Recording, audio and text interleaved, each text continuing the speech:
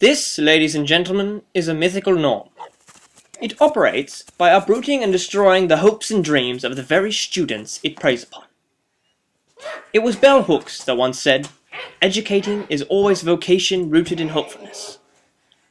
This mythical norm is attempting to enter my classroom, and it does this by utilizing traditional texts that displays individuals or groups of people as something that may not necessarily be true to who they are as people.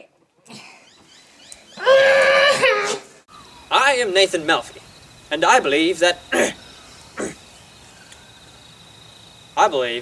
the purpose of education is to provide all students with equal opportunity to learn, no matter what their socio-economic background is, or whether the cultural capital they've inherited is fitting, or what their religious beliefs or customs are, or whether they're simply a boy who likes music rather than sport and a girl who prefer to play in the dirt than with her dolls.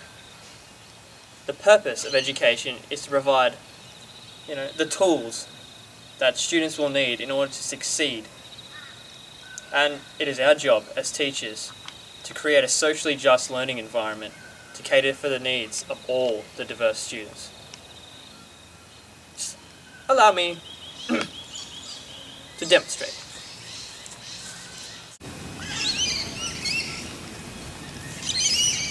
Mythical norm! Begone, for you shall never be allowed to enter my classroom, for I am a fair and socially just teacher who caters for the needs of all my students, for they are all heterogeneous. Unfortunately, I was only able to chase the mythical norm elsewhere.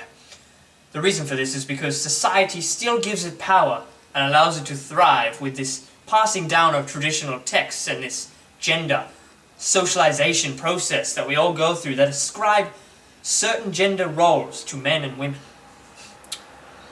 At least it's gone for now. Follow me into my classroom.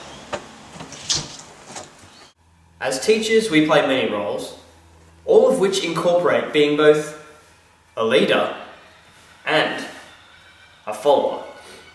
And I believe that in my practices, in order to be a good teacher, I must use this philosophy as my guide. This philosophy makes me believe that I must first respect students before I can ever expect them to respect me. I will judge my students on face value rather than reputation. I will not let their diversity be a factor hindering my ability to teach them. Let us look at what one of the most significant educational thinkers in history has to say. A man who I agree wholeheartedly with. This following scene is a dramatization of the events regarding the significant educational thinker John Dewey saying his influential philosophy. I, John Dewey, believe that school must represent present life. Life as real and vital to the child which he carries on in the home, in the neighborhood, and on the playground. I believe one of the aspects that help make a teacher a good teacher is the ability to make the students understand that what they are learning is vital and relevant to them as individuals. Bell Hooks states that, as teachers, we believe that learning is possible, and that nothing can keep an open mind from seeking after knowledge and finding a way to know.